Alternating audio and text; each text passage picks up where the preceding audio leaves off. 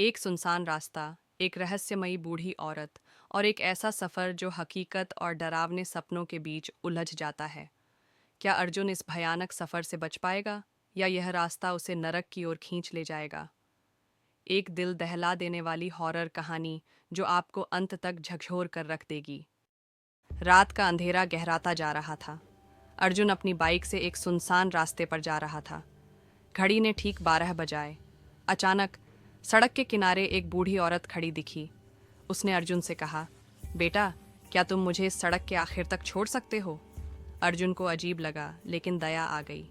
उसने कहा, बैठ जाइए माँ जी। बूढ़ी औरत मुस्कुराई और पीछे बैठ गई।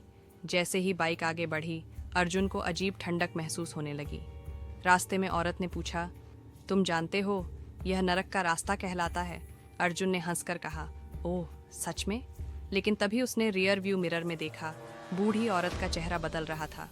उसकी आंखें काली हो चुकी थीं और चेहरा विकृत हो गया था। अर्जुन ने डर से बाइक रोकी, लेकिन जैसे ही उसने पीछे देखा, वहां कोई नहीं था। डर के मारे उसका दिल तेजी से धड़कने लगा। तभी सामने सड़क पर वही बूढ़ी औरत खड़ी थी। उसने अर्जुन से कहा, अब तुम इस रास्ते से लौट नहीं सकते। अर्जुन ने घबराकर बाइक मोड़ी, लेकिन रास्ता अचानक अंधकारमय हो गया।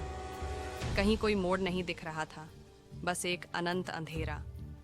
अचानक उसे चीखें सुनाई देने लगीं, चारों तरफ से। वो जितना तेज बाइक भगाता, उतनी ही सड़क लंबी होती जाती। बूढ़ी औरत की डरावनी हंसी गूंज रही थी। अचानक उसकी बाइक बंद हो गई।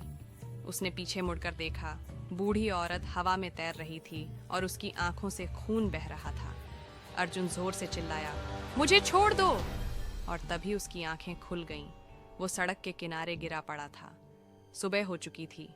उसकी बाइक टूटी हुई थी, लेकिन सबसे डरावनी बात ये थी कि सड़क के किनारे एक पुराना बोर्ड लगा था, जिस पर लिखा था, ये रास्ता मत चुनो, यह नरक की ओर जाता है।